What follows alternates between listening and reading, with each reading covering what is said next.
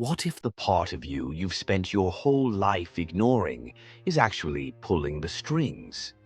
Carl Jung called it the shadow, the darker half of your psyche, the one you pretend doesn't exist.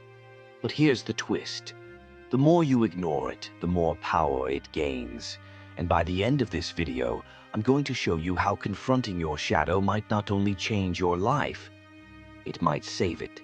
Carl Jung was many things: a psychoanalyst, a mystic, and a pioneer of the human mind. But among his many contributions to psychology, one idea stood above the rest and terrified people the most. He called it the shadow, not a metaphor, not an abstract theory, but a real living part of your unconscious mind. It contains everything you don't want to be: the rage, the envy, the selfishness, and the more you deny it, the stronger it becomes. Jung wrote, "The shadow is a moral problem that challenges the whole ego personality. The shadow is formed through a simple but dangerous process: repression.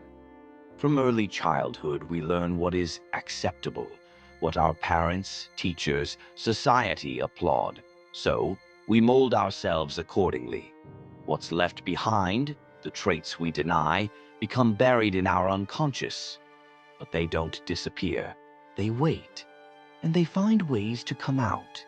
You see it in the friend who always seems calm until they explode, in the online troll who attacks others with the very insecurities they hide, in ourselves when we act out of character and wonder. Where did that come from? It came from the shadow. Here's the real danger. The shadow doesn't just lurk in darkness, it acts. Jung believed that if we don't face our shadow, it takes control from beneath the surface.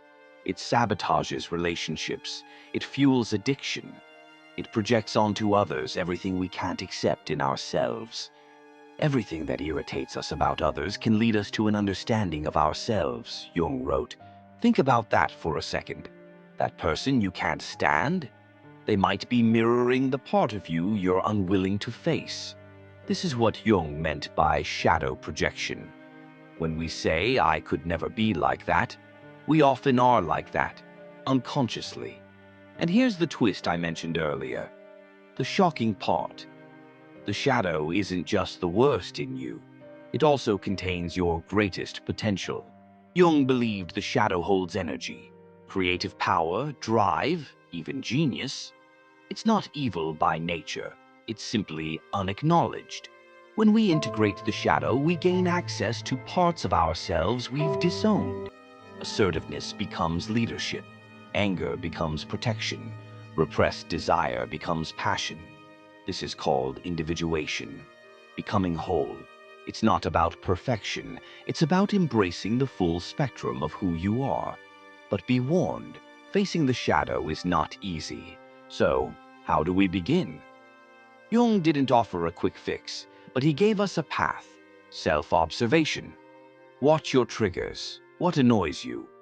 What do you judge harshly in others? Journaling. Write freely. Let the dark stuff come out. No filters. Active imagination.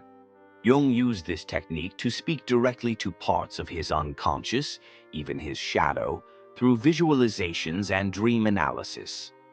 Shadow work. This modern term refers to consciously working with repressed parts. It's uncomfortable, but transformative. The journey isn't safe. You will confront things you've denied for years. You might be tempted to stop. But this is exactly where the gold is buried.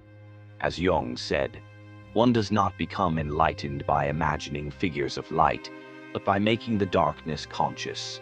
But the shadow isn't just personal. There's a collective shadow too. The buried impulses of society. Think of war, racism, corruption. Societies, like individuals, repress their darkness. And history shows what happens when that shadow erupts. Facing the shadow isn't just about self-growth. It's about healing humanity. And now for the part I promised at the beginning. What if the shadow isn't your enemy, but your teacher? Jung believed that those who integrate their shadow become more authentic, more creative, and more alive. The shadow, when befriended, becomes a guide. It shows you who you really are, not who you pretend to be. So, are you brave enough to look into the darkness? You've just scratched the surface of one of Jung's most dangerous and liberating ideas. If this opened your eyes, don't stop here. Like this video, share it, and tell me in the comments, what part of your shadow are you ready to face?